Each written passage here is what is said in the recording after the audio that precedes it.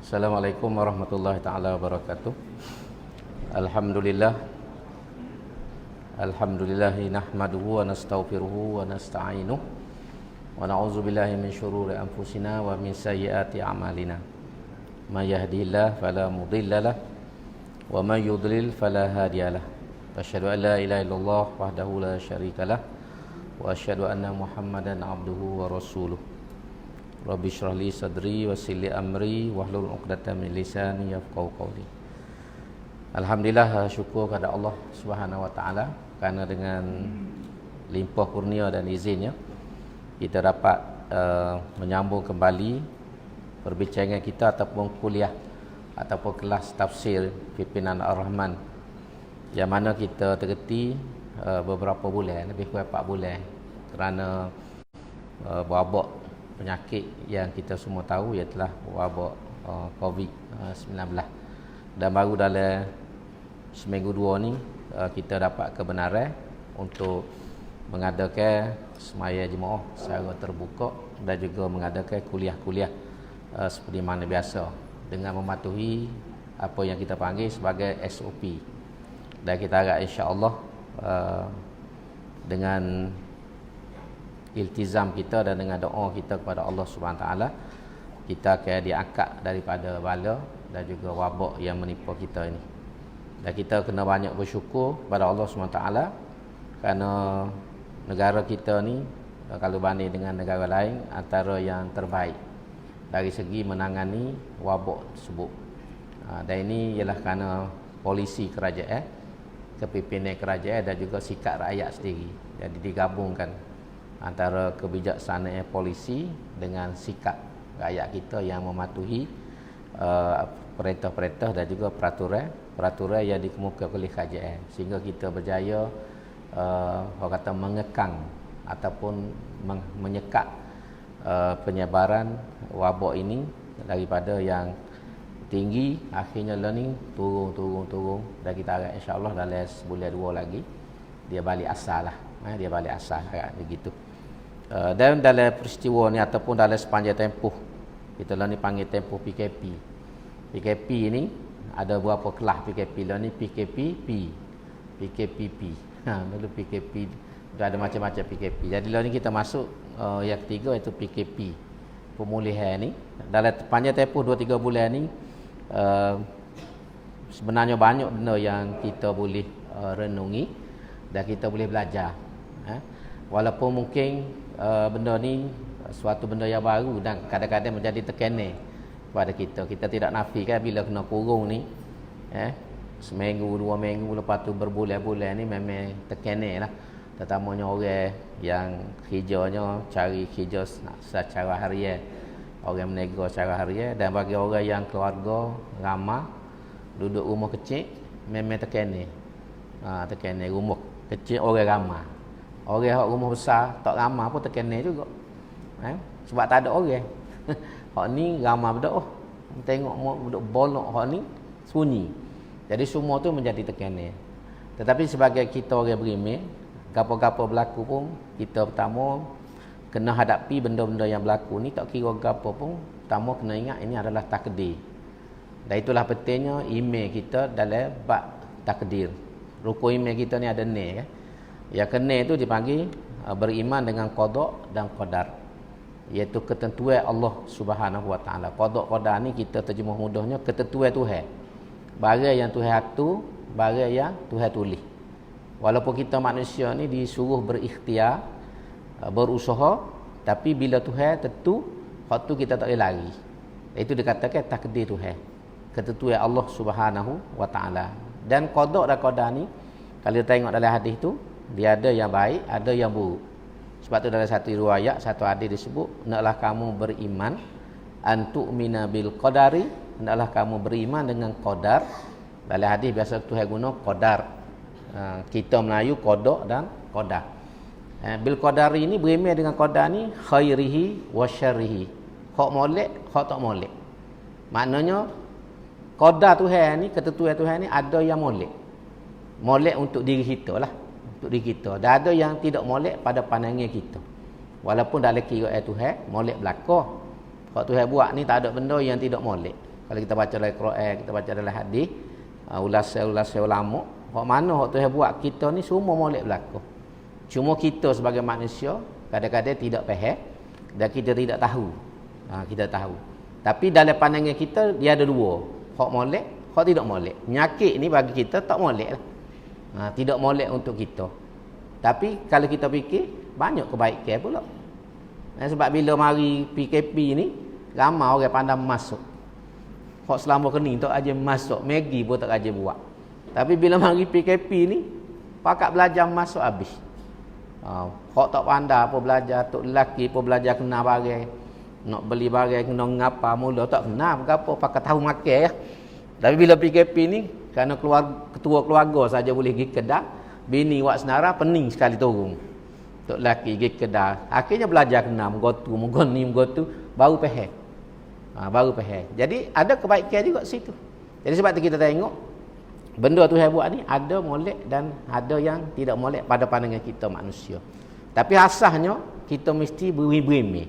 Berimeh sini makna terima. Antuk minabil qadari khairihi wa syarrihi ni kita terima. Hak Tuhan takdir ni. Walaupun hati kita boleh jadi susah. Bagi orang hak kerja hari-hari tukar, orang jam jajar ke apa, memang beratlah bagi dia. Dia duk boleh pitih tiap hari. Tiba-tiba bila mari PKP dia nak jual tak boleh. Nak nukar tak boleh. Memang tak masuk, tak ada income, tak ada pendapatan. Memang berat.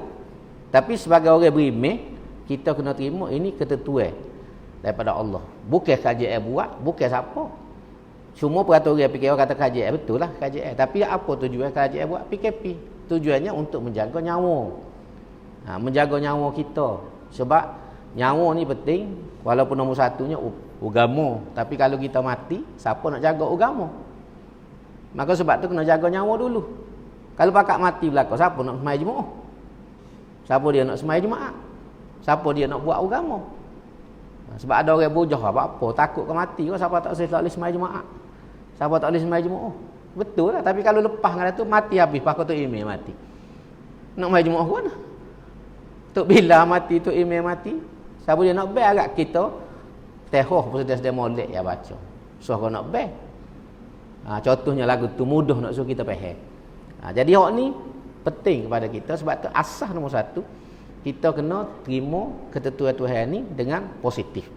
Orang Islam ni gapo dia hadap pemolek uduh, dia yakin ada kebaikan daripada ketentuan Allah. Dia kena sabar. Bila kita sabar, insya-Allah dia akan mari jalan lepas. Jalan keluar kepada kita. Hak tak boleh kerja kau betul lah. Tapi bukan jangan ingat kita saja tak boleh pitih.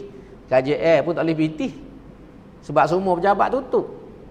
Kita tak boleh pitih, kita pergi hari-hari tak boleh niaga. Tapi KJL sendiri pun tak boleh pitih juga. 2 bulan hak pertama tu semua pejabat tutup, KJL pun tak boleh pitih. Tak masuk sikit pitih sikit abu. KJL Malaysia sendiri berapa dekat lebih kurang 1 bilion sehari. Dia panggil hilang hasil, hilang pendapatan. Dia tak panggil rugi KJL ni. Rugi ni orang nego. KJL dia tak nego. Tapi dia panggil hilang pendapatan. Hilang hasil. 1 bilion sehari. Ada negeri sampai 30 juta sebulan. Tak masuk pitih 30 juta. Pas nak pergi ke rakyat lagu mana? Pitih pun tak ada. Jadi nak rakyat bukan kita saja. Bukan kita rakyat saja susah. Tapi KJL pun susah. KJL pun susah. Jadi bila kita faham tu, kita tidaklah nak menyalah kat orang tu. Sebab barang ni bukan orang buat. Ni ketentuan Tuhan. Kalau kita duduk salah orang tu, salah kat orang ni pun, dia tak selesai masalah. Dia tidak selesai masalah. Jadi hak tu asas penting untuk kita ingat apa-apa. Terutama dalam bab ni lah. Dalam bab lain pun lagu tu juga. Orang beriman ni dia kena terima hak ni ketentuan Allah Subhanahu Wa Taala. Bila kita terima dengan redha, maka insya-Allah Tuhan akan berikan kebaikan kepada kita. Kalau kita tidak redha, kita duk sungguh, duk gapo, sakit jiwa orang sendiri ya kita. Dah lah pitih tak masuk. Jiwa pun sakit. Tapi kalau kita sabar, kita berdoa dengan Tuhan, banyak zikir, la haula wala quwata illa billahil aliyyil contohnya, maka dengan sendiri hati kita terhibur. Hati kita jadi tenang. Tak ada pitih tak apa, tapi tak serabut. Tidak gitu kan? Kalau ada pitih banyak serabut, nak apa? Tak boleh juga. Jadi, kalau tak ada pitih pun tapi tak serabut. Tak serabut. Hak tak serabut, tak mahalnya sebenarnya. Sebab kita tengok orang yang paling sedap dalam hidup ni orang gila. Orang gila tak mikirkan satu. Sebab tu bawah pokok boleh tidur, tepi kaki limau pun boleh tidur. Tak ada masalah apa. Sebab dia tak fikir gapo. Tak fikir gapo, tak serabut. Mana tak serabut ni penting. Bukan kata nak suruh jadi gila, belakang lama apa jadi gila habis. Tidak lagu tu. Tapi ada nikmat. Ada nikmat tu hebui. Nikmat yang tu hebui di sebalik daripada kesusahan yang kita abad. Sebab itulah antaranya kita tengok Nabi ni ajar doa macam-macam kepada kita. Beri kepahaman kepada kita. Dan kalau kita nak pergi sikit lagi, malam ni kalau boleh tafsir start lagi tafsir. Kita kecek dulu. Orang kata warm up. Panah enjin dulu. Panah enjin dulu. Jadi kita tengok ialah daripada banyak benda kita boleh belajar. Mesti sebab itulah kita pada setiap masa kena bersikap positif dalam hidup. Bila kita bersikap positif, kita dapat melihat kebaikan di sebalik daripada masalah dan bencana yang kita hadapi. Tapi kalau kita bersikap negatif, tak ada benda molek. Tak ada benda yang molek dalam hidup kita ni kalau kita bersikap negatif. Tapi kalau kita bersikap positif, di sebalik keburukan itu kita akan jumpa kebaikan. Dah baru ni kalau kita perhati, tak kata kau ambos sendiri pun rasa banyak perkara. Bila kita duduk tak boleh pergi mana ke apa, kita banyak ruang untuk baca Quran. Kita ada masa untuk berzikir. Kita ada masa untuk bermesra dengan keluarga. Boleh tolong bini dapur, baik contohnya dengan anak. Gabau ni ramai mana semai jemaah di rumah. Siapa boleh jadi tu email. Faham bini pun jadi tu email. Bini pun ada satu cerita dia kata mujuk lah, dia kata mari PKP kali pertama sejarah dia jadi tu imi kepada keluarga dia tina pasal suami dia ni mu'allah, dia kata jadi dia jadi tu imi. Penat juga kerja tu. Tak apalah, tu contoh yang pelik lah sikit, tapi nak ayat ramai mana bahawa ni orang yang tak pernah jemaah dengan keluarga dia, tak pernah baca Quran dengan anak bini dia, baru ni boleh duduk cokoh sekali, semaya jemaah sekali, terawih pun sekali juga. Tak tahulah dia baca kuliah atau tak tahulah. Terawih tu. Lepas tu boleh jadi tu email hari raya. Sehingga tu dalam Facebook tulis syukur, dia kata puasa tahun ni kali pertama apa tulis boleh siung tangan tu email. Kalau tak je boleh siung tangan tu email. Ambo pun jawab, memang betul lah. Pas ni kali pertama tu email boleh tidur dengan makmum. Tak pernah berlaku lagi tu email tidur dengan makmum. Dan muka makmum bini dia boleh tidur lah. Jadi nak oyak, kalau kita tengok sudut positif, kita ketemu bagi positif. Tapi kalau kita tengok sudut negatif, kita akan jumpa negatif. Maka sebab tu kita orang Islam ni kena selalu melihat daripada sudut yang positif. Bila Tuhan tok atas kita apa-apa pun, kita tengok di sebalik. Gapo dia Tuhan nak beri. Kadang-kadang macam kita sakit, setengah orang memang sakit, tak ada orang nak ambo pun kita jauh. Tapi kadang-kadang bila dengan sakit, kita jadi kau dekat dengan Tuhan. Kita kau rapat dengan keluarga kita. Kita kau rajin berdoa. Sebab ada setengah orang kadang kita tak ada nak berdoa. Semaya pun sudah molek. Nak doa, nak bermunajat tak ada. Tapi bila Tuhan uji dengan sakit, selain pada ikhtiar, dia akan ingat doa, semaya ajak, baca Quran. Dengan sendirinya benda tu mari lalu dah. Lepas tu keluarga lama tak jumpa pun akak mari berapa, mari jumpa, mari cari, rapat hubungan. Nak ayat di sebalik daripada negatif, dia ada positif. Maka kita orang beriman ni kena ambil hak positif semua. Tu asah duk gitu. Sebab hak ni hak Tuhan, bukan kerja kita, bukan kerja kita. Tak ada orang nak sakit, tak ada orang nak susah, tak ada orang nak miskin, tak ada orang nak masalah. Semua orang tak si, tanyalah siapa pun. Tapi bila Tuhan kena ke atas diri kita, ada tujuan Tuhan. Ya dalam istilah agama kita panggil hikmah. Ada hikmah di sebalik daripada ketentuan Allah Subhanahu wa taala. Tu hak paling penting. Dan kita tengok baru ni bila berlaku ni, kalau nak cerita ni banyak, hak negatif pun boleh cerita. Tapi kita ambil sudut positif banyak. Contohnya kita belajar mendisiplinkan diri. Dulu kita ni kebanyakan kita masuk ambo pun bukan bahasa jenis boleh disiplin diri. Pergi mana-mana nak dulu semua. Berebut, bertepuh orang pun tak apa. Perangai kita. Tama-tama pergi kat bawah, makan free pula kan. Tolok orang. Takut tak ada gula panas-panas tu. Pas bubuh pula dalam pinggir rumbu. Akhirnya tempat dia umbi pisang. Itu perangai kita. Tapi bila mari PKP pun kita tengok. Orang mula tak epek orang. Mula tak berani nak epek. Kadang-kadang tengok orang suruh nak lari. Kita tak berebut. Kita boleh berdisiplin, teratur, molek jujuk tengok semayang. Bonok. Tapi orang ni sedang molek kita, pasal duduk jauh-jauh tu perangai kita semua. Jadi kita duduk dekat. Tapi nak ayat, disiplin tu penting. Dulu kita mungkin jarang basuh tangan. Lo ni kita basuh tangan. Basuh dengan sanitizer sampai haus ke diri, nipis. Jadi, nak ayat. Lepas tu kita cermat dalam bab makan minum. Kita jaga hubungi. Jadi nak ayat ni antara kesan-kesan yang baik daripada benda ni. Jadi sebab itulah hamba nak ulang balik. Bila kita berdepan ke apa, terutama dan sebab ni tak habis lagi kita ni. Habis akhir bulan 8 ni. Baru habis ni, baru masuk bulan 7. Ada 2 bulan lagi. Jadi kalau kita kena pakat jaga ni supaya gerah tu turun terus. Barulah insya-Allah habis bulan 8 ni kita boleh balik semula kepada kehidupan hak sepos skala. Tapi kalau kita tak jaga, naik pula gerah ni, apa arok pula lah kita ni. Bahan bulan pula tahun depan tu, nyanyo oleh kita. Nyanyo oleh kita. Jadi sebab tu ni tanggungjawab kita. Dan alhamdulillah setakat ni rakyat Malaysia ni boleh puji, boleh tolong pun. Banyak benda yang baik berbanding dengan negeri lain. Ada jugalah sore dua dia kalau kita nak pelik-pelik pada orang, nak akak pagar masjid lah, nak balik masjid di rumah pun. Ada pelik tak sekira sore dua tu golik dah. Barulah sedap hidup kalau berjuruh belakang tak ada juga hak tolu tak sedap juga tengok. Jadi ada sore dua hak tolu tu jadi main ni orang kata. Jadi main ni sebab pelawahong lah di rumah. Kau bekok dai kau sedap tengok pelawahong. Jadi hak pentingnya bersikap positif. Kemudian yang kedua, tengok dari sudut kita tengok sudut agama. Yang kedua kita tengok bila berlaku benda ni, banyak benda kita boleh belajar dalam agama kita. Yang sebelum ni kita tak tahu. Terbuka sosok. Terbuka sosok. Sebelum ni kalau tidak, tak ada orang mikir semaya jemaah 4 orang. Semaya jemaah 12 orang. Tak ada orang fikir berlaku. Tapi baru ni, Amo sendiri, Amo dah ingat mazhab Hanafi lah, semaya 4 ni. Rupanya, dalam mazhab kita pun ada. Mazhab Syafi'i kita pun ada 12 orang. 4 orang ni. Dulu kita dah ingat mazhab Hanafi lah. Mazhab Hanafi ni memang 3 orang boleh semaya, 4 orang tu boleh buat jemaah dah.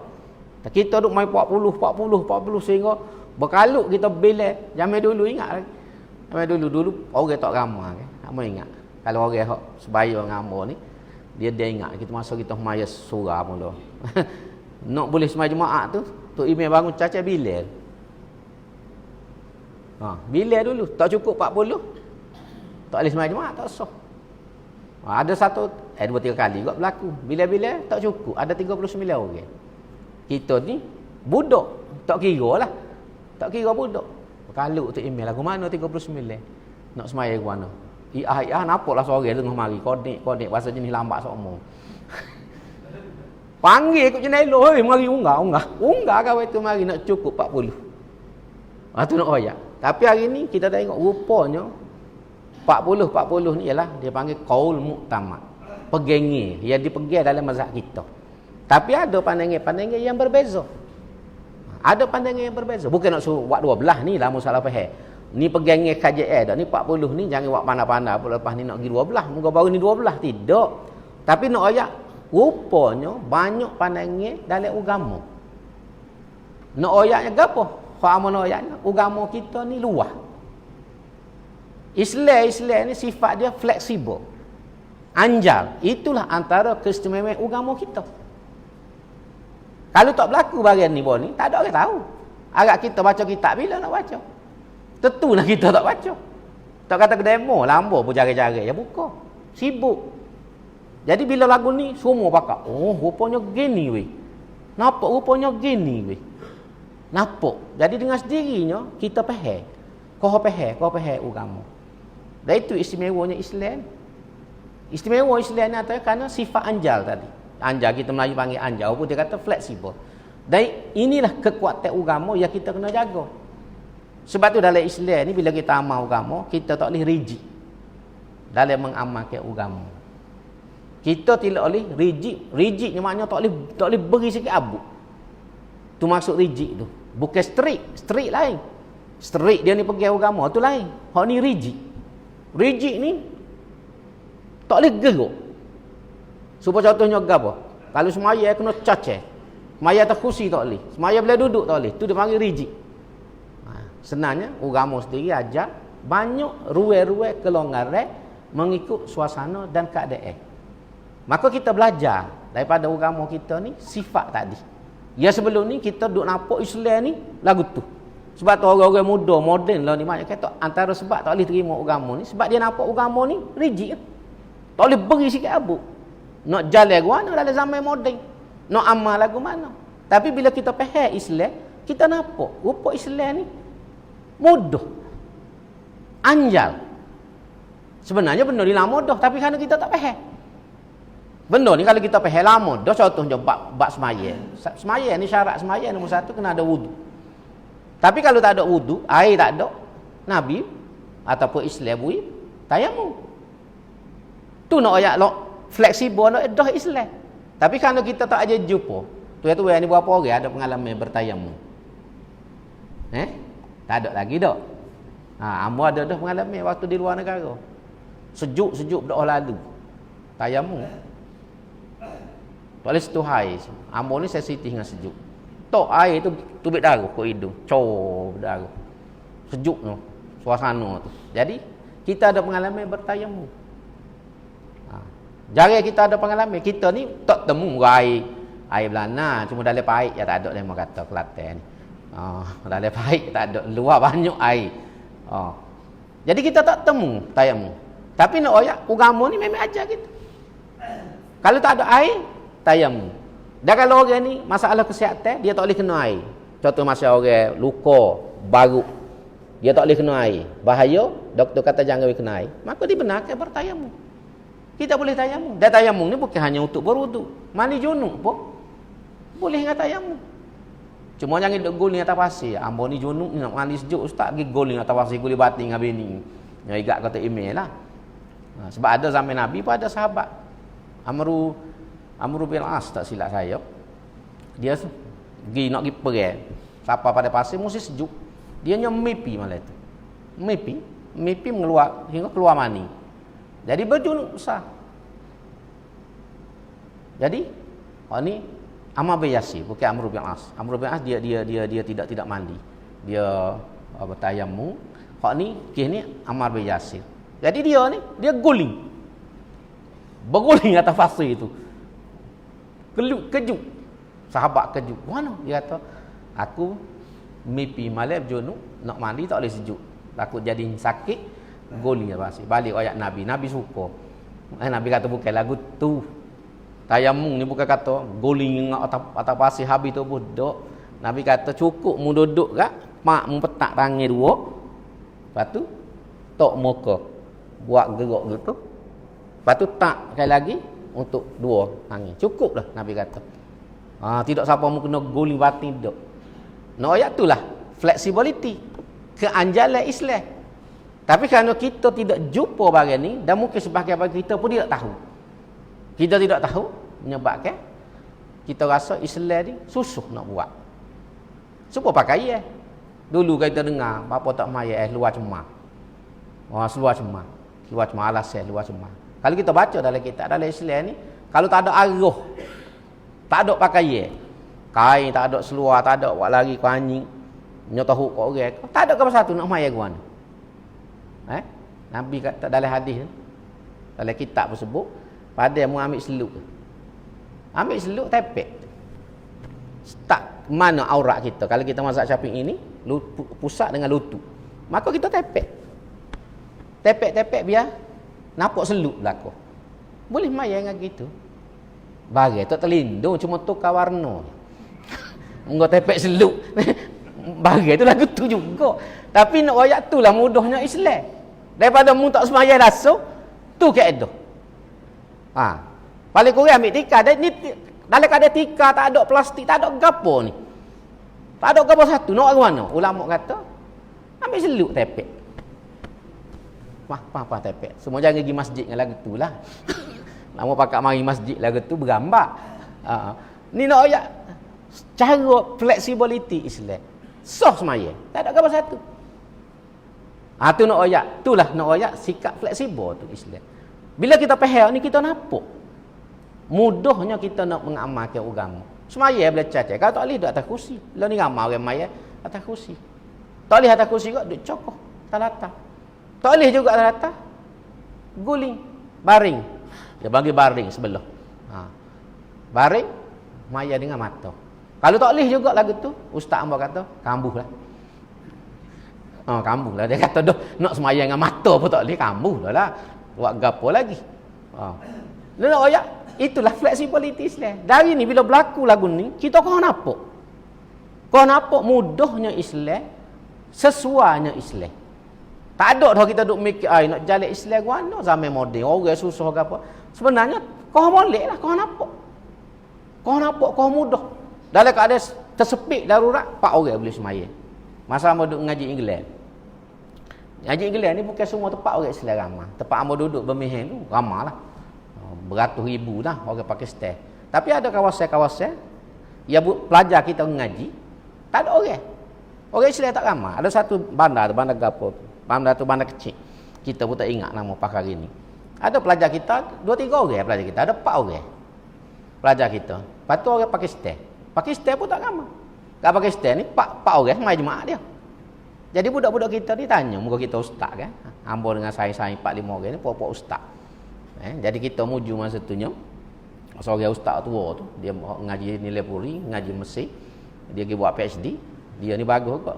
Dia paksa buat kita ustaz 4-5 orang ni sebulan sekali kena buat usrah. Usrahnya baca kitab. Bab fiqh, bab akidah. Dia tugas mung kitab ni baca. Orang ni bawa kitab ni. Orang ni bawa kitab. Jadi 4-5 orang ustaz, 5 butir kitab lain-lain. Bila kita bincang pakai betul berlaku. Gapo dah tulis ada kitab tu. Jadi antara hak tu jumpa tu, hak semaya 4 orang. Mazhab Hanafi. Jadi budak ni tanyalah, nak guna. Dia ngaji 3 tahun. Nak semaya dia kata tak cukup 40. Mazhab Syafi'i kita pergi 40. Panok guna dia kata. Kalau tak turut puak Hanafi, tak jemaah. 3 tahun tak semaya jemaah. Maka kita ni 2 bulan kayak gegedah. Gaya kau dah kopi tak jemaah guano kita ni. Orang buka masjid dia tak mari. Kau duk gaya tu tak mari. Allah tu yang penat dengan buat kita ni. Tanya orang tu tuk dia lah Allah lebay. Marah kau orang tu marah kau ni tak semua jemaah berapa kajian apa. Orang buka masjid dia tak duk. Allah nyakit buat kita ni. Jadi dia tanya, jadi mujulah kita bila bincang-bincang sama-sama ustaz ni, kita pergi pandangin ke dia. Memang dalam mazhab Syafi'i kita kena 40. Tu al-mu'tamad, qaul mu'tamad. Kena 40. Tapi kalau nak cari 40 memang tak jumpa, tak ada orang. Tempat tu memang tak ada. Capur orang ada tu dalam 15-20 orang ada.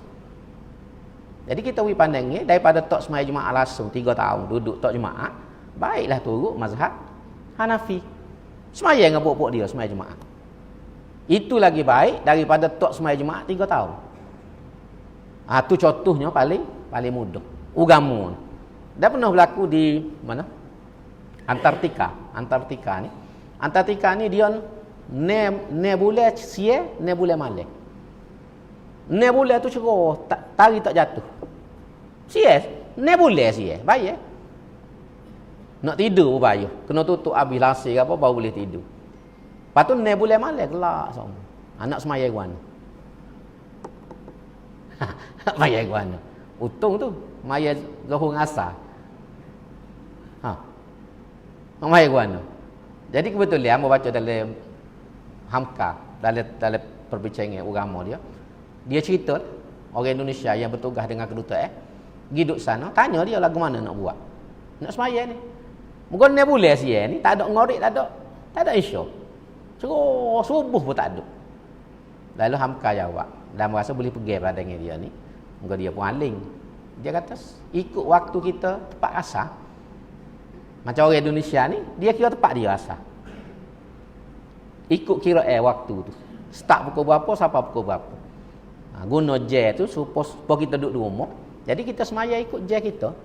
Walaupun cerahnya 6 bulan. Cerah. Malamnya 6 bulan. Tu nak ayat flexibility agama. Dan satu tempat mana saya pergi di Norway. Tromsø. Kok gagah tu bit dalam Facebook tu. Orang waktu bit gambar. Tromsø ni dia tak ada waktu asar. Masuk Zuhur, dalam berapa minit ya? Ngorik lalu. Bila kita cek dalam goni ni, siapa-siapa waktu semaya dia ada berlaku seluruh dunia, tubik-tubik tak ada waktu semaya asar. Sudahlah kata buat kita nak maya asar lagu mana? Dia ada Zuhur, ngorik Isya.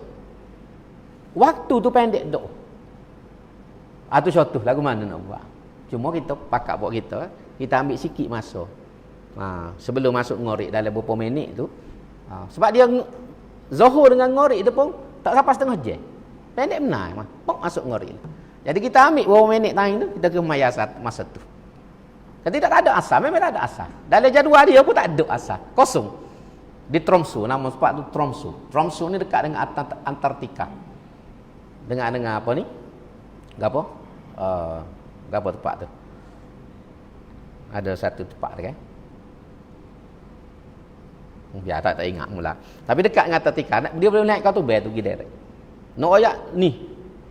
Kehidupan kita ni kalau kita tidak faham agama dan tak ada flexibility, susah kita nak amal agama.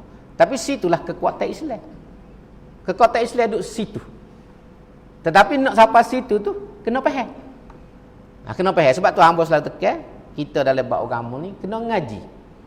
Kalau kita tak ada ngaji pun seruh pada orang lain.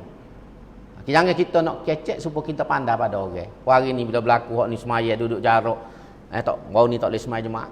Ada orang komplain. Apa kajian buat? Dia tak tahu pandangan tu pandangan berdasarkan pandangan ulama. Mufti berbicara sama-sama tu ahli dia. Bawa kitab tu, bawa kitab ni, waktu bik nah tu, waktu bik nah ni. Tubiklah. Hak tak boleh semaya jemaah, tak boleh jemaah masa tu. Tapi kita setengah kita ni duk tika mufti. Duk tika keputusan kajian. Ya kita sendiri tak tahulah ke mana. Baca pun duk, mengaji pun duk. Ni masalah kita semua ni. Tak tahu, kita kecek. Sebab tu Amba selalu sebut, kena faham barang, kena ada ilmu sebelum kita kecek. Jangan kita buat pandai lebih pada orang ngaji. Hari ni jadi penuh masyarakat kita ni pada hak jahil ni kecek lebih pada orang alim. Dia kecek lebih pada orang alim. Tu masalah kita hari ni. Lama tegur semua. Guru-guru Amba pun tegur. Kena jaga barang ni, jangan kecek barang kita tidak reti, kita tidak faham. Tidak jadi penuh banyak.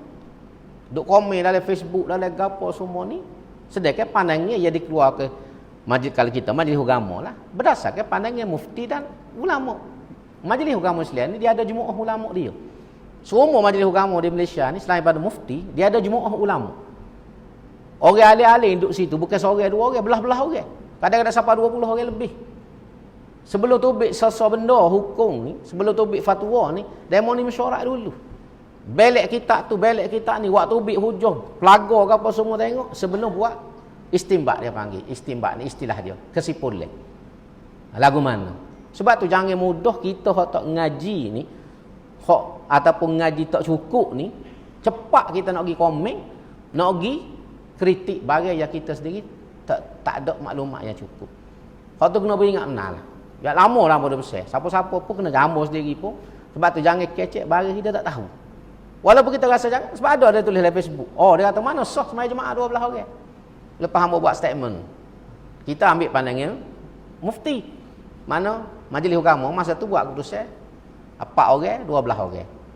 Dia boleh komen bawah, mana sah dia kata semaya jemaah. Orang duduk semaya semua 40 orang. Nak ayat. Seruh cerdik dia pada Tok Peti. Hak lagu ni, hak masalah kita ni. Hak tu jadi geger. Geger hidup ni pasal hak jahil nak kecek supaya orang alim. Dan kadang-kadang dia rasa dia lebih reti pada orang alim. Ni yang penuh jane dalam masyarakat kita. Tak reti nak letak diri kita. Sebab tu, mengenal diri ni penting. Kena kenal diri kita ni. Kita kena tahu. Jangan kita pergi lebih pada tara. Pada tara. Jadi masalah, dia ada istilahnya guru Amba sebut, Profesor Syed Najib ni, dia sebut ni tak ada adab. Kalau dia baca tulisan dia dalam ucapan dia, Profesor Syed Najib ni orang sohor di Malaysia, Profesor adik-beradik apa ni, Syed Hussein Al-Atas, dan juga Profesor apa ni, Profesor Kuazi di Universiti Melaya tu. Dia sebut masalah besar menimpa ni lama ni. Dia kecek ni tahun 60-an, 70-an lah. Masalah besar menimpa kita orang Islam akhir zaman ni ialah kita kehilangan adab. Loss of adab. Hilang adab kita. Adab dengan Tuhan, adab dengan Nabi, adab dengan ulama, adab dengan mak ayah, adab dengan orang lebih tua. Jadi bila kita hilang adab ni jadi kucak-kacir. Sebab adab ni dia mengatur hidup kita. Supaya peraturan jalan raya. Kalau kita buat mudah nak supaya supaya peraturan jalan raya. Line, double line, line putus, traffic light ada merah, ada hijau, ada kuning, orange tak ada. Tu traffic light. Jadi nak royaknya apa? Itulah kita dalam bahasa agama dia panggil adab. Ada adab. Tak boleh motor sebab double line, tak boleh pergi kalau merah. Tak boleh parking tempat hot line kuning. Nak ayat apa? Pasal hak ni mengatur hidup. Mengatur kehidupan dalam konteks jalan raya. Kalau kita tak patuh, merah kita pergi, hijau kita berhenti, boleh bayar berkubai paruk. Hak belaga-belaga banyak tu kerana tak turut tu. Merah dia pun lagi. Tan hijau dia relax, dia balik jawab telefon. Dalam kereta, relax buat telefon. Merah tu dia tekan minyak. Pahal ni tu bolah sama juga, serupa tu bolah. Dia molek. Berdegung behek. Selok situ. Setakat selok tak apa lagi. Innalillah tak tahu. Ini no ayat itulah pentingnya peraturan tu kita dalam bahasanya panggil adab. Tak boleh potong double line ni sebab bahaya. Naik bukit tempat ngon atas getok semua tu double line belakang.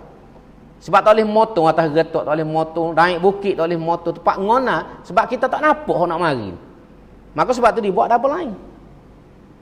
Tu nak contohnya. Jadi bila tak ada peraturan ni, tak ada adab ni, kucak-kacir kita. Sama adab kita dengan Tuhan. Adab kita Tuhan maksudnya dengan Quran lah. Kalau bahasa kita ni dengan Quran. Lagu mana kita ni orang beriman nak berdepan dengan Quran. Ada kaedah dia. Ada kaedah. Bila kita tak faham kaedah ni, akhirnya semua orang kecil. Asal dia boleh baca Quran, baca terjemuh, buku berparuk. Tak tu ya. Kalau kita tengok Facebook dalam internet, ya Allah Tuhan. Macam-macam pasal dia serah, dia boleh beri komen, boleh beri pandai. Dia rujuk ayat sekian. Dia tak mengaji. Cuma dia tengok terjemah. Tanya. Amo pernah jumpa masa dia mesti tu. Amo cerita dah mula. Seorang saya tu, siapa bergeger nak gocong awak opong. Dia maya ikut dia. Kita kan maya ngadak kiblat. Dia ikut sedak. Ni nak adak ke mana maya. Jadi dia mau tegur dia apa mau maya lagu ni pelik pada orang. Kiblat kali ni kan kita turut belakang lah ke Mekah belakang. Dia kata dalam Quran kan. Dia kata maya adak ke mana pun tak apa. Sudah. Dia baca ayat, ada ayat tu ainama tuwallu fasamma wajhullah. Dia baca ayat tu. Mu adak mana-mana pun Tuhan ada belakang mana-mana pun. Maka dia kata ikut aku nak ngadak kau ni, ikut kiri, ikut depan, muka Tuhan ada belakang mana-mana. Anak ayat guna akal dia, petik ayat Quran. Dia petik ayat Quran, tapi dia guna akal dia. Sedangkan ayat tu dalam konteks yang berbeza. Konteks yang berbeza, tafsirnya kalau kita baca lagu lain. Tapi dia pakai ambil ayat, ambil maknanya.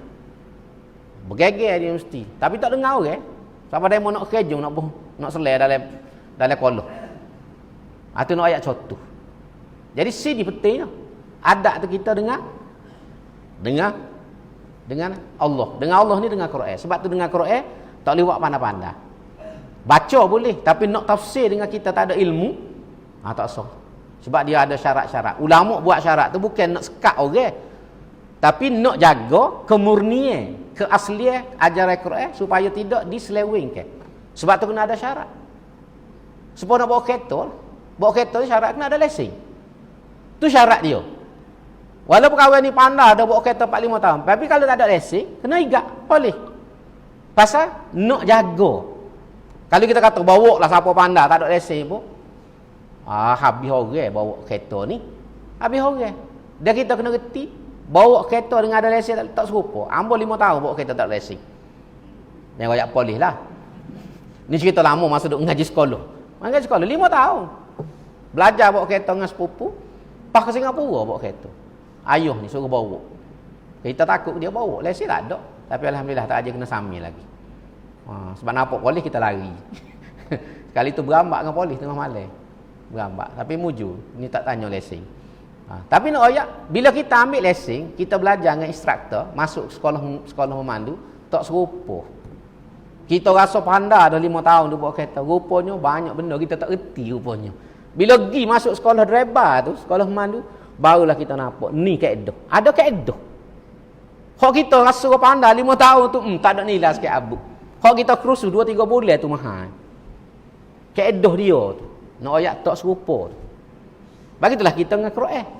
Boleh jadi aku ngaji sekolah Arab, betul lah boleh baca, faham makna. Tapi nak tafsir, cerita nombor 2. Kita boleh baca Quran, boleh baca terjemahan Inggeris ke Melayu ke. Tapi nak tafsir tu, dia ada kaedah pula. Bukan setakat dengan kita boleh baca, kita faham makna, kita boleh tafsir Quran. Tafsir tu kelas lain pula. Situ penting nak kena ingat. Hari ni ada sebahagian pada kita cuba baca dalam internet, dalam Facebook. Ada ni, jenis-jenis lagu ni.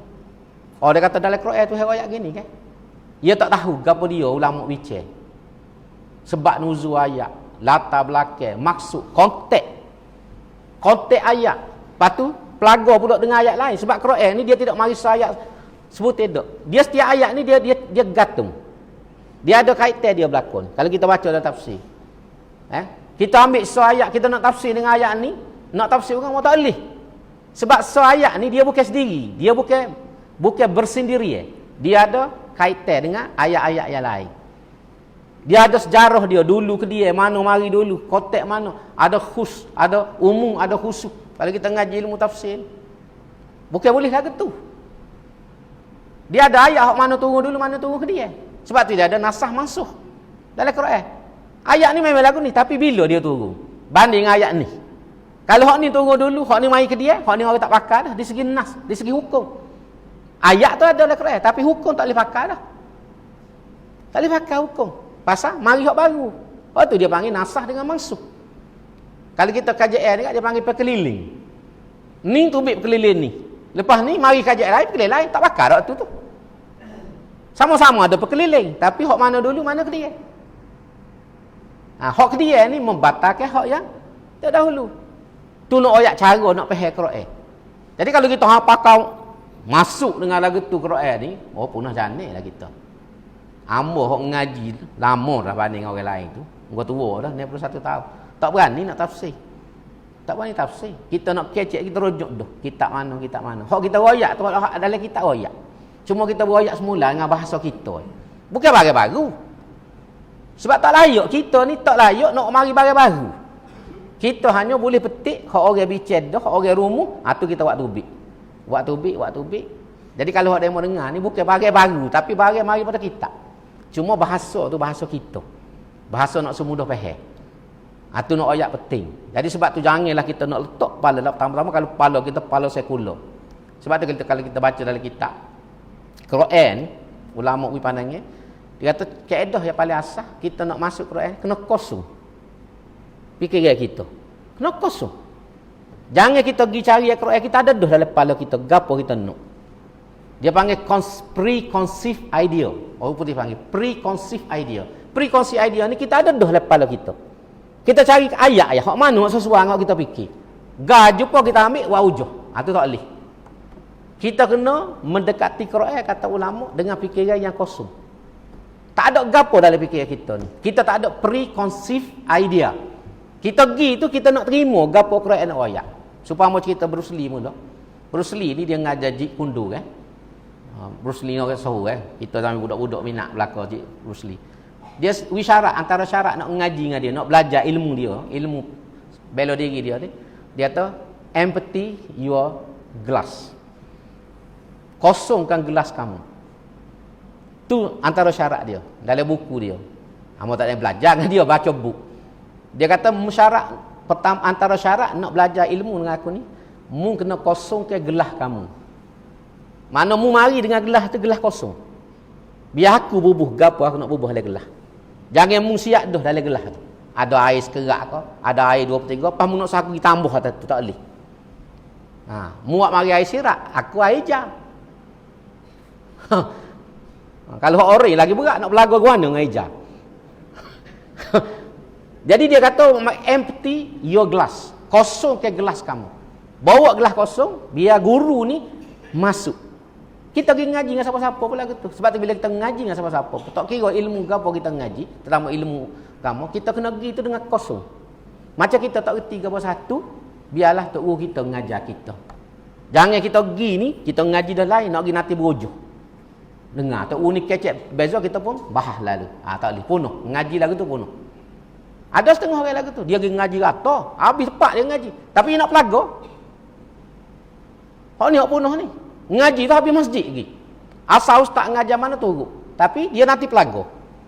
Pergi sini dia tanya. Ustaz ni jawab gini. Dia kata ustaz tu kau jawab lagu ni. Sudah. Punuh. Jadi tujuan dia tu nak pelaga. Soalan yang sama, dia kita tanya kata-kata ustaz. Gak memang dalam pekoh ni. Pekoh ni dia pandangnya ni macam-macam. Kalau kita ngaji pekoh. Sebab tu ulama wayak kita ni kau boleh duduk atas semua mazhab. Semua mazhab tu kadang-kadang dia ada pandangan yang berbeza. Tamu-tamu mazhab lain-lain. Pekoh ni, kalau kita ngaji pekoh ni, memanglah supaya bak apa? Bak qasar, jamak qasar. Kita mazhab kita ni berapa? Berapa? Dekat 100 batu, 90 berapa tu. Jadi kalau kita duduk sini macam cucu teri tu boleh. Jamak qasar. Tapi ada mazhab Syiah. Tapi mazhab Syiah. Mazhab Syiah ni berapa? 9 batu ya. 3 farsah. Salah satu farasih. Berdasarkan satu hadis. 1 farsah, 3 batu. 3 farsah, 9 batu. 3 kali 3, 9. Dalam mazhab Syiah, 9 batu. Boleh qasar dah. Gitu tunjung tu, RTC boleh qasar. Engkau kalau beli deria kan, beli timu, jamak qasar. Kalau nak jadi Syiah. Nak ayak macam-macam. Jadi kalau kita ni nak main nak hatuk ulama, dia memang ada dalam masyarakat orang lagu tu. Dia pergi belakang ngaji. Tapi dia tanya soalan. Lagu mana ustaz soalan ni? Ustaz ni jawab. Dia kata ustaz tu ni jawab lagu lain. Dalam radio ada. Kalau kita raja dengar. Dia tanya kau ni royak so-so. Dia kata ustaz tu apa? Ustaz tu jawab gini. Sudah. Punuh jane sama ustaz ni bergama. Ni nak ayat tak kena kaedah kita ngaji. Kita ngaji ni kita kosong. Dalam ilmu tasawuf, dia kata bila mu belajar ilmu tasawuf, duduk depan guru yang mursyid, dia kata kun kal mayyit. Jadilah dirimu serupa mayat. Kal mayyit fi yadil ghasil. Serupa mayat duduk di tangan orang mandi. Itu dalam ilmu tasawuf. Bila mu ngadak guru, mu nak jadi murid dia panggil salik. Guru murid dalam ilmu tasawuf kata kun kal mayyit fi yadil ghasil. Jadilah kamu serupa mayat duduk di tangan orang mandi. Mayat kan ikut orang buat kan? Golek pun tak apa, tolok pun tak apa, gosok pun tak apa, tenis pun tak apa, dia tak kata apa. Tak aja sakit weh. Kalau ada orang lagu tu. Kalau ada lari orang mandi. Tak ada. Jadi dia kata mung bila ngaji ilmu tasawuf, mung kena jadi serupa orang mati duduk di tangan orang mandi. Mana tak boleh soal, tak boleh apa, terima. Mana kosong. Kita kena kosong fikiran, kosong jiwa. Serah kepada guru ya. Masuk. Sebab Bruce Lee kata, wak mari gelas kosong. Wak mari gelas kosong. Biar guru masuk. Dia nak masuk gap. Tu adab ngaji besar. Jadi Quran ni pun, kita tengok pada yang ulama. Bila kita mendekati Quran kata ulama, asas paling utama, kamu mesti buai fikiran-fikiranmu. Hak mu duk fikir selama kini, hak mu duk nak ni, mu tak tepi belakang, mu tengok gapo Quran nak ayat. Mu betul jiwamu ni serupa Quran. Dan inilah kelebihan sahabat zaman dulu. As-sabiqunal awwalun ni, dia jadi hebat dalam secara hidup ni. Walaupun dia sebelum tu tidak Islam, syirik, minum arak, berzina, berjudi, merokok, tapi bila dia jadi orang Muslim, dia jadi orang hebat. Apa? Sebab dia buat habis. Dia buat belakang. Dia masuk Islam ni depan dengan Nabi, baca Quran ni kosong habis. Nak nanti tak ada. Gapo Nabi nak ayat, gapo Quran nak arah. Sebab tu dia jadi hebat. Dia jadi hebat lalu. Pasal dia buat habis. Dia wi ke Quran yang masuk dalam kepala dia lah juga. Sebab tu dia bentuk diri dia ni menjadi manusia yang luar biasa dalam sejarah. Tak ada lah lawan generasi awal dalam Islam dia panggil as-sabiqunal awwalun tu. Generasi yang pertama memang manusia-manusia luar biasa. Sebab tu dia zaman dulu dia tak badi berhabis Quran, dia badi beramal hak Quran royak. Kita hari ni badi siapa habis dulu. Bulan puasa lah, kawin 3 kali hotel. Agak begini sudah. Tapi Tapi tak boleh tengoklah hidupnya lagu mana. Cecek pelawak, pecah amanah, tak boleh harap. Qiraat 3 kali khotam boleh puasa. Pasal Qiraat tak masuk ada jiwa, dia nak badi habis ya. Tak kena lah dalam Islam. Dalam Islam ni bukan nak badi habis baca, bukan salah. Kita boleh khotam, boleh puasa tu comel lah sebab Nabi pun khotam. Setiap bulan puasa Nabi khotam dengan Jibril. Belajar sesuatu. Setahun sebelum Nabi wafat tu Nabi khotam 2 kali. Dalam bulan puasa 2 kali khotam. Nabi pun faham tu. Jibril ni tekan dia 2 kali khotam. Dan ayat nak habis dah masa wahai Muhammad. Hak tu bagus tapi bukan matlamat nak badi dia baca habis, tapi hak penting nak amal. Sebab tu sahabat Ibnu Mas'ud sebut dalam kitab dia kata kunna inda ahdi Rasulillah. Kita dia kata pada zaman Nabi bila kita baca Quran, kita tak pergi lebih pada 10 ayat. Dia kata bila kita baca masuk belajar Quran, memahami Quran, kita tidak pernah lebih daripada 10 ayat. Kita belajar 10 ayat, kita balik dulu. Pakat betul diri ni. Boleh buat ke tak dalam ayat 10. Lepas tu bila kita rasa kita faham molek dah, kita amal dah setakat kita boleh, baru kita pergi sambung pula 10 ayat pula. Tu nak ayat cara sahabat. Tu jadi hebat tu. Jadi lah ni bila kita kecek ni sebab tu amal sebut ni nak asah nak kita supaya betul kita dengan agama. Bila kita ngaji agama kosong semua, kita masuk terima molek, insya-Allah kita jadi hebat. Jangan kita pandai lebih pada orang lain. Jangan pandai lebih. Kalau kita pandai lebih, kita rasa kita serupa dengan ulama, penatlah kita dengan Nabi. Sebab tu dia ada tadi. Pertama Allah, Rasul, ulama. Ni susun ni. Hak dalam agama ya. Tuhan duduk nombor 1. Quran. Yang kedua hadis. Sebab tu hadis ni kalau bercanggah dengan Quran tolak lalu. Antara syarat hadis ni diterima dalam kita ngaji ilmu hadis dirayah. Ilmu hadis dirayah ataupun mustalah hadis. Antara syarat hadis tu nak terima ialah jangan bercanggah nas dia dengan nas Quran.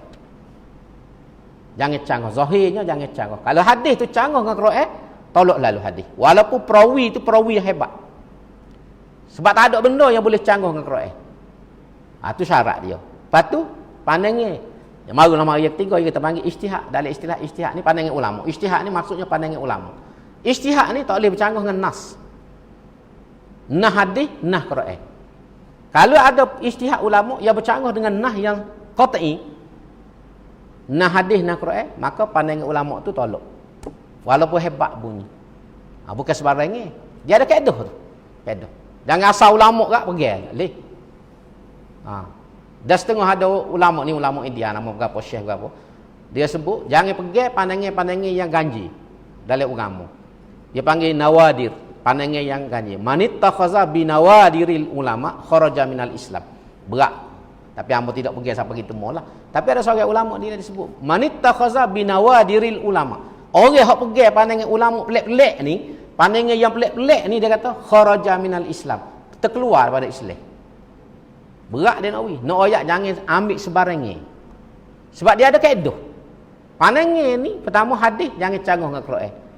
Ijtihad ulama jangan canggah dengan hadis, jangan canggah dengan Quran. Iaitulah nas yang qat'i, yang qat'iyud dilalah. Kalau zanni tu ada cerita lain pula. Itu penting. Jadi ini kaedah-kaedah ni lah kebanyakan kita ni tak belajar. Kita rasa boleh belaka buat. Hak tu jadi punah agama. Kita tak ngaji, kita tidak duduk ngadak guru.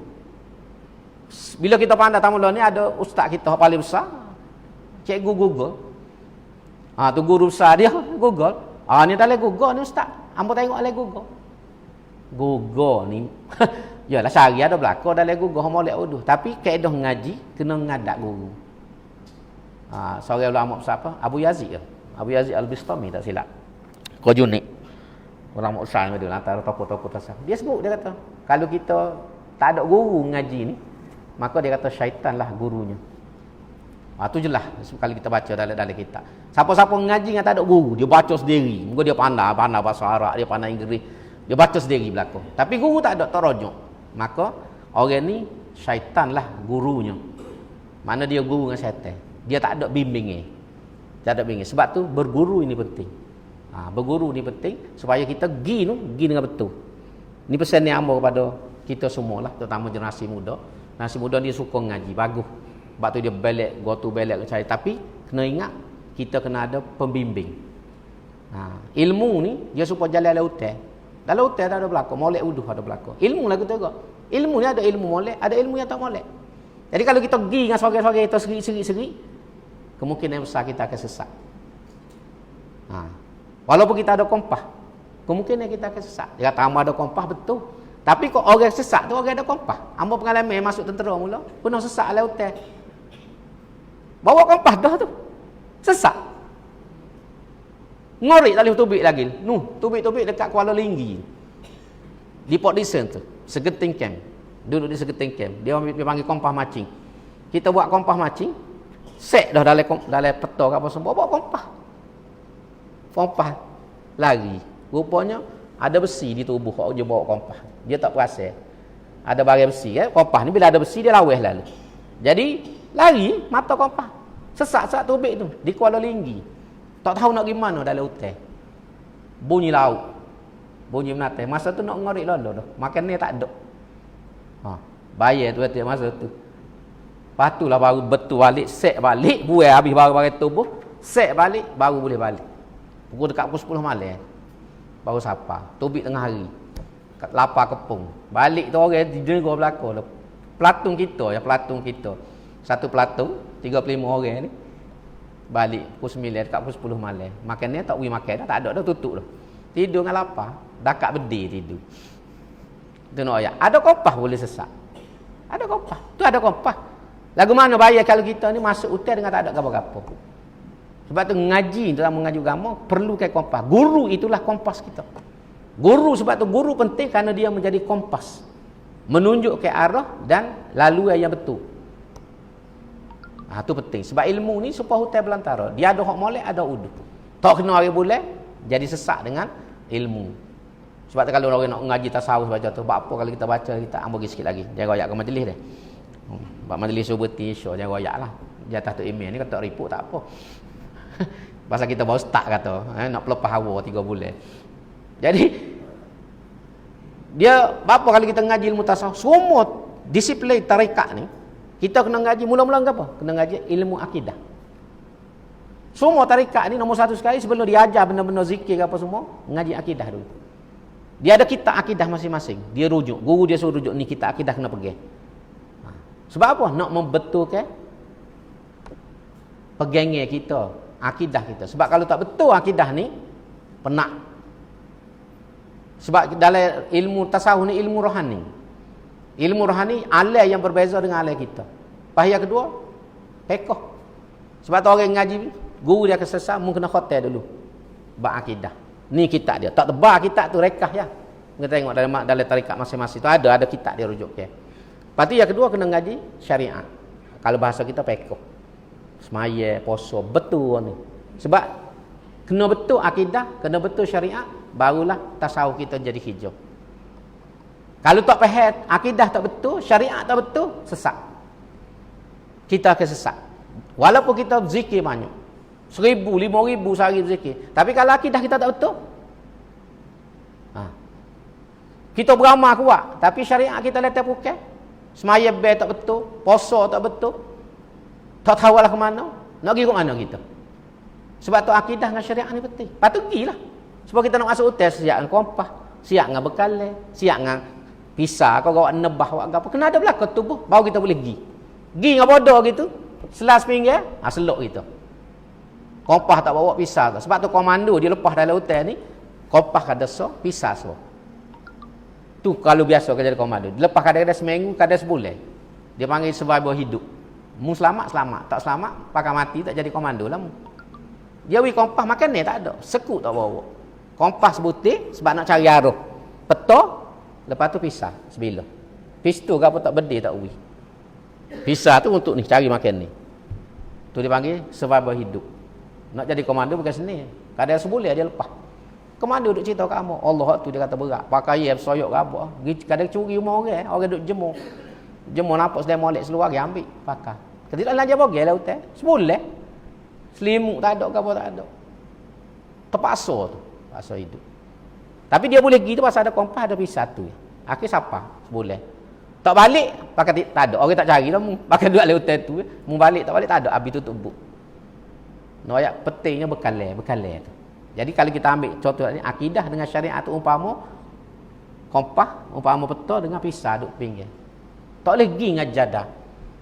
Walaupun kita zikir banyak. Jadi ni benda-benda yang sebahagian daripada kita tidak faham. Dia ingat agama ni mudah sangat, siapa semua orang boleh rabuk, boleh rawa habis. Lepas tu dia jadi kelai kabut dalam hidup. Jadi sebab tu kita harap insya-Allah kita betul asah dulu. Lepas tu kita pergi. Bila kita pergi tu insya-Allah kita boleh pilih, tahu, dan kita akan jalan dengan jalan yang betul dan kebaikan akan Tuhan beri kepada kita insya-Allah. Jadi itulah kau betul-betul. Dan kita baca tafsir ni pun antaranya benda nak betul benda tu tak adilah. Hamba pun boleh belajar dengan tafsir ni. Kita boleh kongsi pengalaman dan panduan dalam hidup supaya kita pergi betul supaya Tuhan nak. Supaya insya-Allah besok kita balik temu dengan Allah SWT, Tuhan terima belaka. Kalau kita buat walaupun sikit tapi boleh jadi modal kita berdepan dengan Allah Subhanahu Wa Taala. Jadi itulah untuk malam ni. Hamba sengaja tak baca lagi sebagai panah je mukadimah. Insya-Allah mudah-mudahan diberikan manfaat kepada kita. Minta maaf kalau ada bahasa terkasar dalam penyampaian. Aku lu qauli hadza wa astaghfirullahalazim alaikum. Assalamualaikum warahmatullahi wabarakatuh. Doa sikit. Bismillahirrahmanirrahim. Alhamdulillahirabbil alamin wassalatu wassalamu ala asyrafil mursalin wa ala alihi washabihi ajmain. Rabbana ighfir lana dzunubana wa israfana fi amrina wa tsabbit aqdamana wansurna 'alal qaumil kafirin. Rabbana zidna ilma wa hab lana hukma wa alhiqna bis solihin. Rabbana atina min ladunka rahmah wa hayyi lana min amrina rasyada. Ya Allah ya Rahman ya Rahim ya man kafana an kulli syai. Ikfina syarral amrad. Ya Allah ya Rahman ya Rahim ya man kafana an kulli syai. Ikshif 'annal balaa wal waba. Ya Allah ya Rahman ya Rahim ya man kafana an kulli syai. Anzil 'alaina ar-rahmata wad dawa bi rahmatika ya arhamar rahimin. Allahumma inna na'udzubika min jahdil bala wa darkis syaqa wa su'il qada wa syamatatil a'da. Rabbana atina fid dunya hasanah wa fil akhirati hasanah wa qina adzaban nar. Subhana rabbika rabbil izzati amma yasifun wa salamun alal mursalin walhamdulillahi rabbil alamin. Taqabbalallahu.